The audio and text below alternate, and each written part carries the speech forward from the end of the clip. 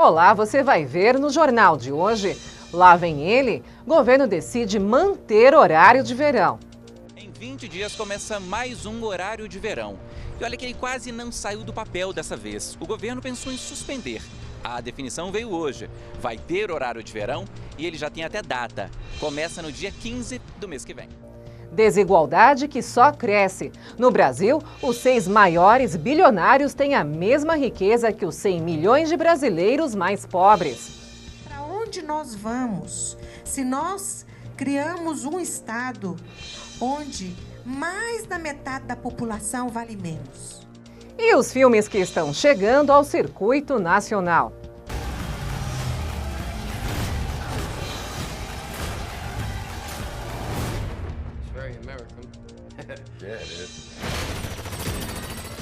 É agora no Câmara Notícias.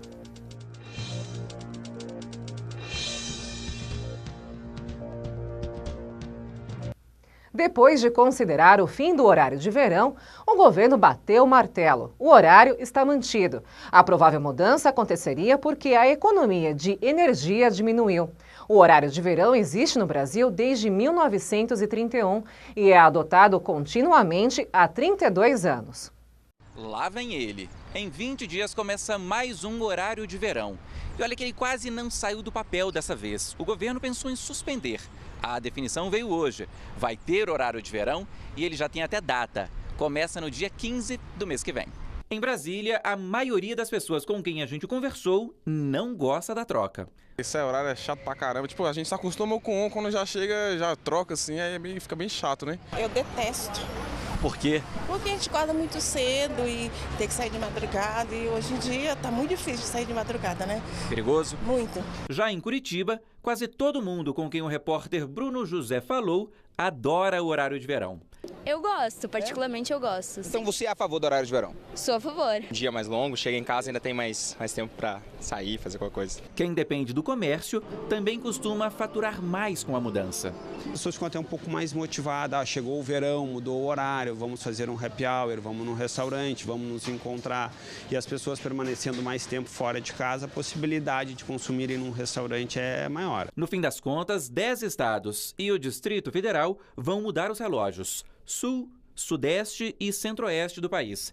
Já os estados do Norte e do Nordeste, como de costume, não vão adotar a troca de horário. A discussão sobre cancelar ou não o horário de verão deste ano surgiu no setor elétrico do governo, que concluiu: a mudança perdeu efetividade nos últimos anos. Para comparar, 4 anos atrás, o país deixou de gastar 405 milhões de reais com a aplicação do horário de verão. Já no ano passado, a economia foi de pouco menos de 160 milhões. Por outro lado, o nível baixo dos reservatórios das usinas hidrelétricas ajudou a manter o horário de verão. Decisão acertada, na avaliação deste economista.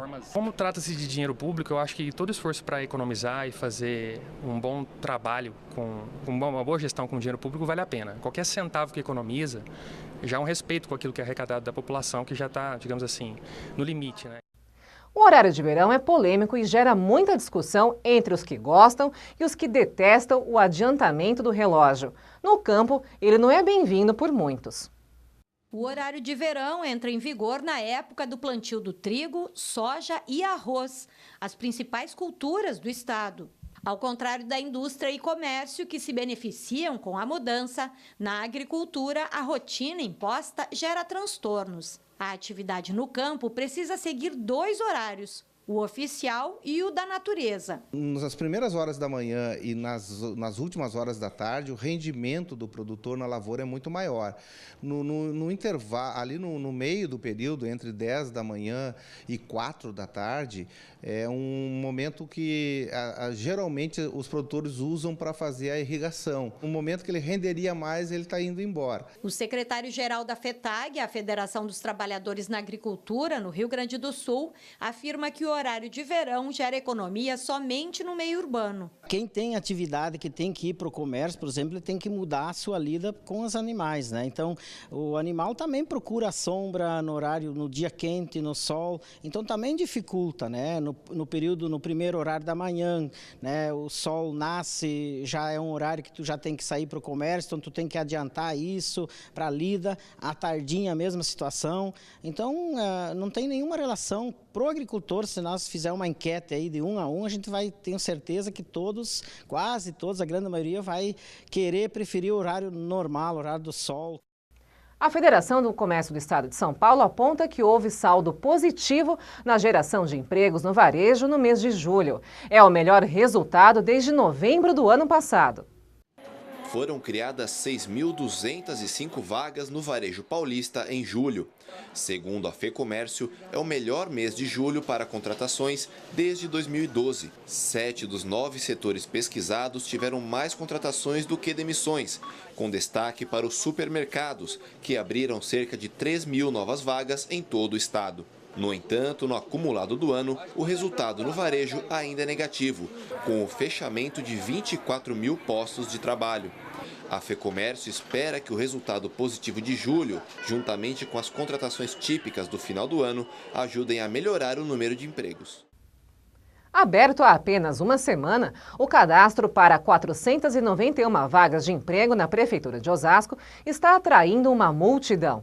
Já são mais de 10.000 inscritos para disputar os cargos de agente comunitário de saúde, agente de combate a endemias, além de 6 cargos no SAMU. O cargo com mais procura é o de agente comunitário de saúde, que tem salário de R$ 1.100, ele requer ensino fundamental completo e que o candidato more próximo à UBS com vaga disponível. O cadastro gratuito segue até o dia 5 de outubro e pode ser feito das 9 da manhã às 4 da tarde na Sala Osasco, que fica na sede da Prefeitura. 1 em cada 4 brasileiros não tem coleta nem tratamento de esgoto em casa. É o que aponta um estudo divulgado nesta segunda pela Agência Nacional de Águas e pelo Ministério das Cidades. A situação é pior nos estados das regiões Norte e Nordeste. Dirnei mora em um bairro pobre na zona oeste de São Paulo.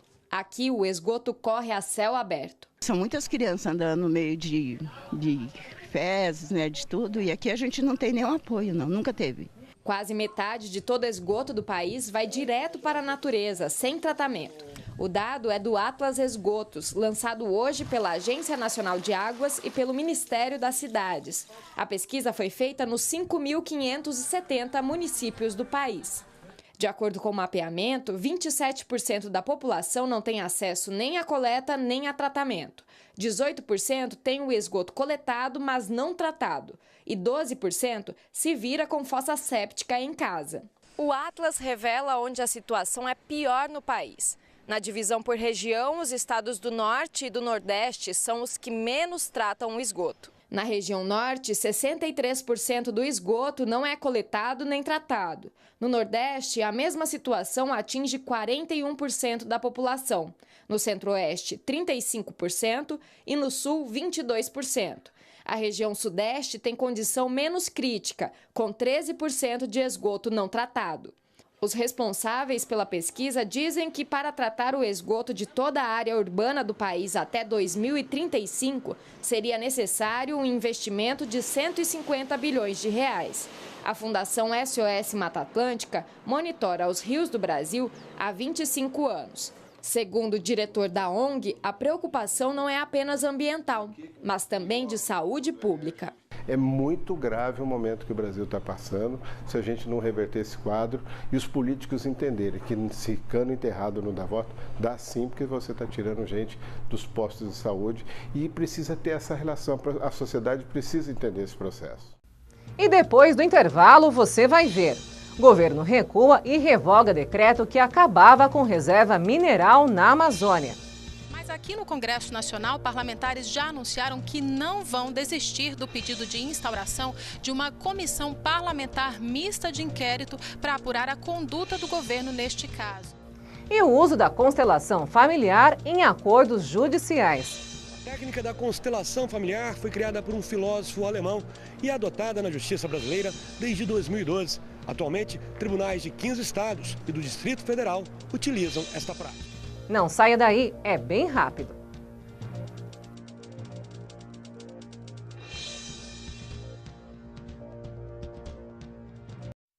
Vem a biometria, vem, não pode faltar ninguém.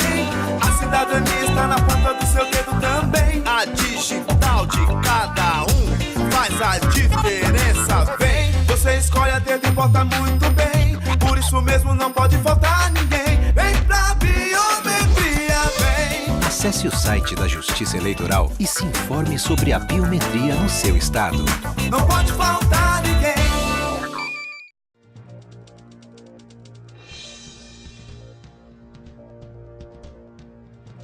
Após as críticas negativas e a falta de consenso, o governo federal decidiu revogar o decreto que acabava com a Reserva Nacional do Cobre e seus associados, a RENCA. Quem traz mais informações é a repórter da TV Brasil, Gisele Garcia.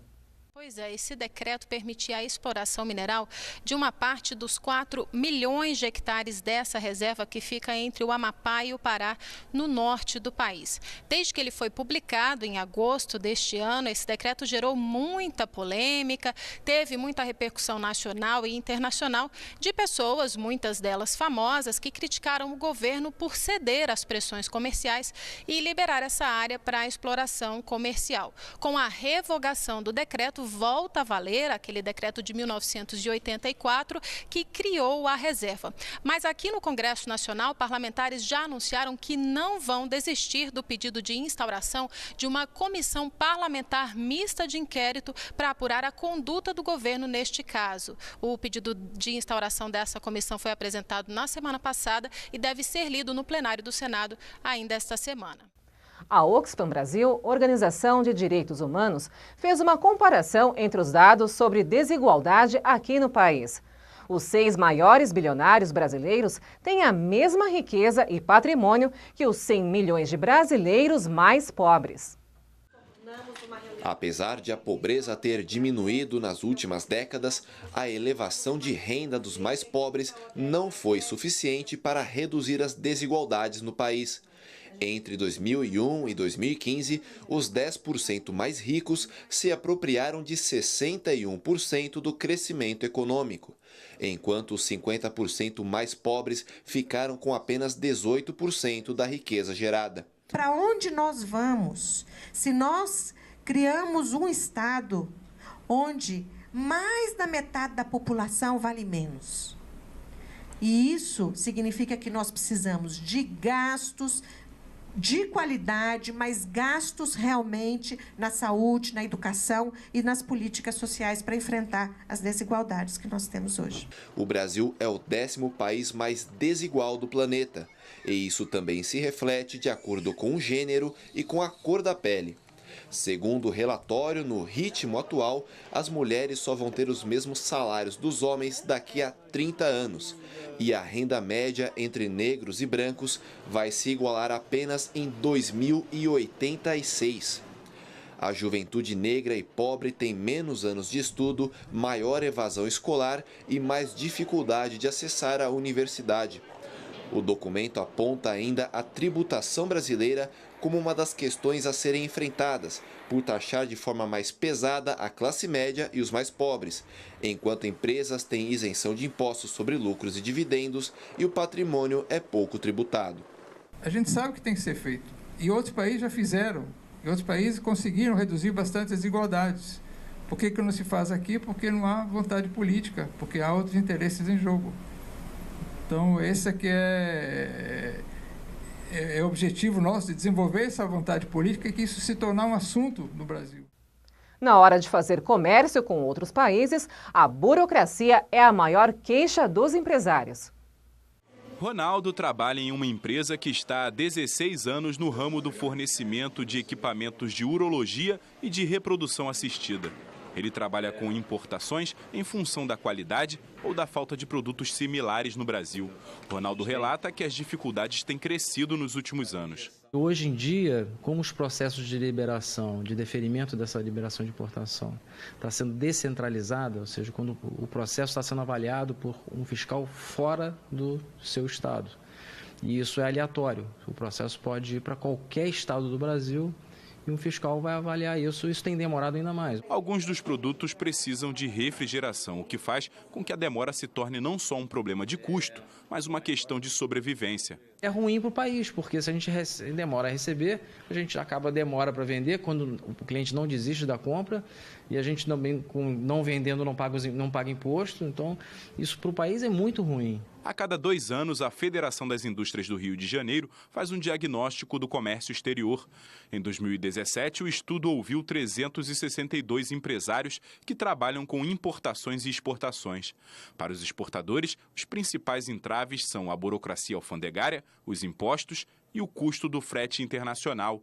Para os importadores, as maiores dificuldades também são a burocracia alfandegária e os impostos, seguidos pelos custos portuários e aeroportuários. A pesquisadora responsável pelo diagnóstico alerta: tantos entraves acabam refletindo numa diminuição do volume de mercadorias que entram e saem do país. De fato, se você tem uma redução na burocracia voltada para a exportação e importação, nós acreditamos que haveria sim um aumento tanto nas exportações quanto nas importações. Por meio de nota, o Ministério do Comércio Exterior disse que trabalha na implantação do chamado Portal Único até o final do ano que vem.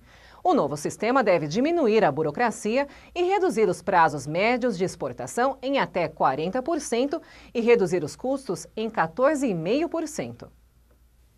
No Rio, com o uso da técnica constelação familiar, a Justiça tem aumentado o número de acordos com processos judiciais. E a ideia já é usada em metade dos tribunais de justiça em todo o país. É conversando que se entende. O velho ditado é um caminho para resolver conflitos e faz parte da base da terapia, conhecida como constelação familiar. Antes da audiência com o juiz, as partes envolvidas no processo fazem sessões com terapeutas, que tentam resolver os impasses de forma conciliatória. O interessante da introdução da técnica da constelação familiar dentro do judiciário foi justamente proporcionar às pessoas uma abordagem mais humanizada e uma atenção para a questão delas, para além de um processo. Magda utilizou o serviço da constelação familiar. Ela não conversava com a filha e entrou com uma ação para ter o direito de visitar as netas. Com a ajuda da terapeuta, mãe e filha superaram antigos problemas e chegaram a um acordo. Eu matei 3 coelhos com uma cajadada só. Porque aí eu vejo minha filha, que há 9 anos a gente não tinha uma boa convivência, minha filha, minha neta mais velha, de 20 anos, e minha netinha. A técnica da constelação familiar foi criada por um filósofo alemão e adotada na justiça brasileira desde 2012. Atualmente, tribunais de 15 estados e do Distrito Federal utilizam esta prática. O juiz André Tredinic explica que a constelação familiar pode ser usada em qualquer processo. No Fórum do Rio, apenas a vara de família utiliza a terapia. O juiz diz que antes de realizar a audiência, oferece o serviço, que é gratuito. 86% das pessoas que fazem a constelação familiar resolvem os conflitos com acordo. Já entre os que não aceitam a terapia, o índice é de 55%. Com a constelação familiar, além de otimizar o número de acordos, a gente tem observado também que as pessoas se libertam, vamos dizer assim, do processo. E veja em instantes, pesquisadores do Rio desenvolvem ossos sintéticos. O material leva apenas insumos nacionais e foi desenvolvido por professores e estudantes da Faculdade de Odontologia da UF, para quem teve perda óssea, como vítimas de violência urbana, de acidentes de trânsito, de tumores ou devido à idade mais avançada. E as estreias desta semana no cinema.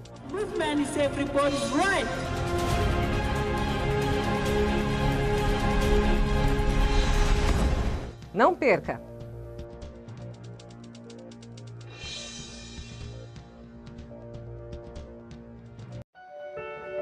Eu amamento. Eu amamento. Eu amamento sempre. Eu também amamento. Quem incentiva também amamenta. Por isso é importante formar parcerias e criar um ambiente favorável para que as mães amamentem seus filhos até os 2 anos de idade ou mais, sendo de forma exclusiva nos 6 primeiros meses de vida. Amamentar, ninguém pode fazer por você. Todos podem fazer junto com você.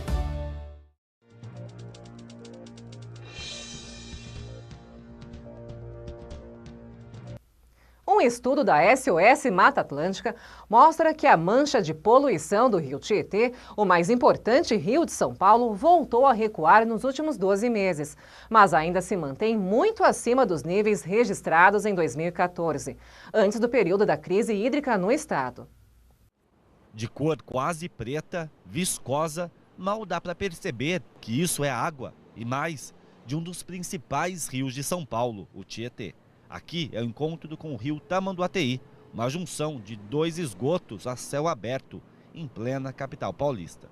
O rio nasce na cidade de Salesópolis, a 96 quilômetros de São Paulo, e corre sentido oeste, passando por 62 municípios paulistas. São mais de 1.100 quilômetros até desaguar no Rio Paraná. Na nascente, a água é limpa, potável, mas ao se aproximar de grandes municípios da Grande São Paulo, recebe esgoto sem nenhum tratamento.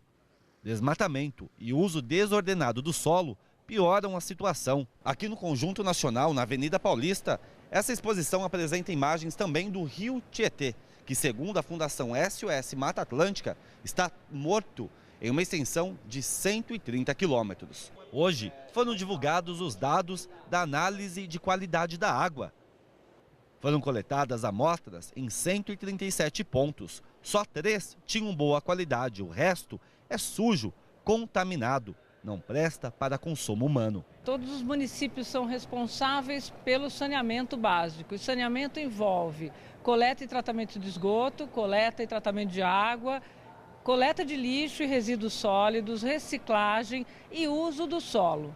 Quando essas coisas são o caos que a gente vê aqui na região metropolitana, o rio reflete esse mau comportamento. É evidentemente que o papel que a gente joga no chão, a bituca de cigarro, a compra de produtos não biodegradáveis, tudo isso influencia porque vai parar no rio e somos 20 milhões de pessoas jogando alguma coisa de forma irregular. No domingo, o governador Geraldo Alckmin vistoriou uma das obras do projeto Tietê, a construção de um interceptor de esgotos que terá cerca de 7 quilômetros de extensão. O novo interceptor fica embaixo da Marginal Tietê, no trecho da Avenida do Estado até a Ponte do Piqueri. O túnel terá capacidade para transportar esgoto de 740 mil pessoas para a estação de tratamento de Barueri. A tubulação existente está no limite da capacidade. A produção de ossos sintéticos tem ajudado vítimas de acidentes e tumores a recuperar a autoestima. A pesquisa foi desenvolvida pela Universidade Federal Fluminense.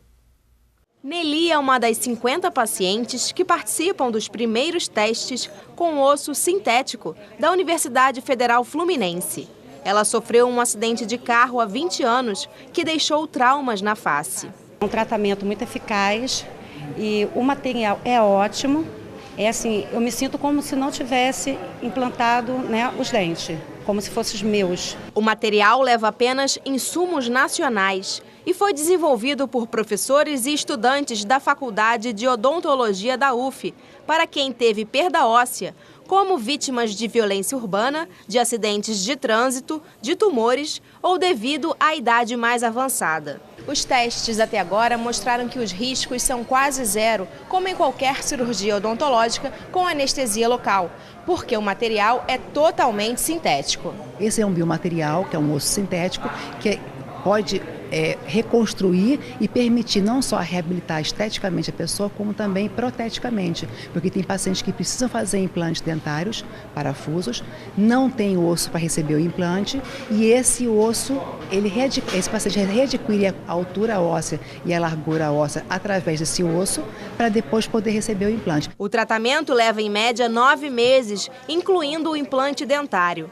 Os pesquisadores afirmam que esse material é 20 vezes mais barato do que os produtos importados. Nosso objetivo é levar da bancada do laboratório até o consultório dentário e isso, como vai baratear muito o material, a gente consegue levar para mais pessoas.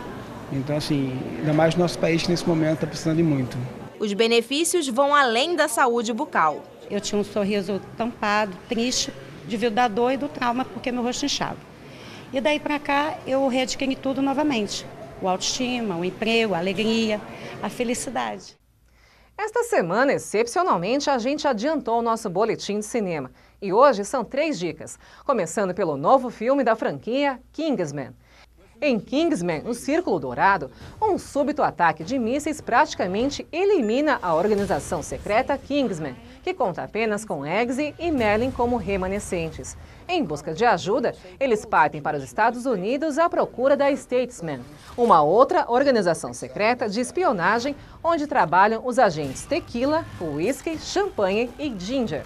Juntos, eles precisarão unir forças contra a grande responsável pelo ataque, Pop, a maior traficante de drogas da atualidade, que elabora um plano para sair do anonimato.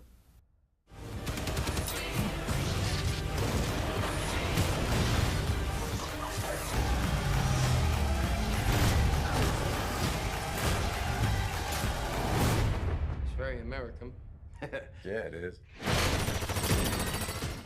Narrado pelo ator Wagner Moura, o documentário Êxodos, de onde eu vim não existe mais, é uma coprodução entre Brasil e Alemanha e faz um retrato impactante e sensível de histórias de refugiados em diferentes partes do mundo. O filme acompanha as jornadas de Napuli, Tarsha, Bruno, Dana, Nizar e Laton e mostra o desenrolar de seus destinos diante de um mundo pautado por fronteiras abertas e fechadas. But now we woke up. Freedom of movement is everybody's right.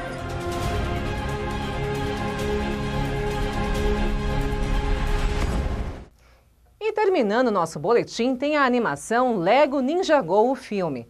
Durante o dia, Nia, Cole, Jay, Zane, Kai e Lloyd são adolescentes comuns, enfrentando os problemas na escola.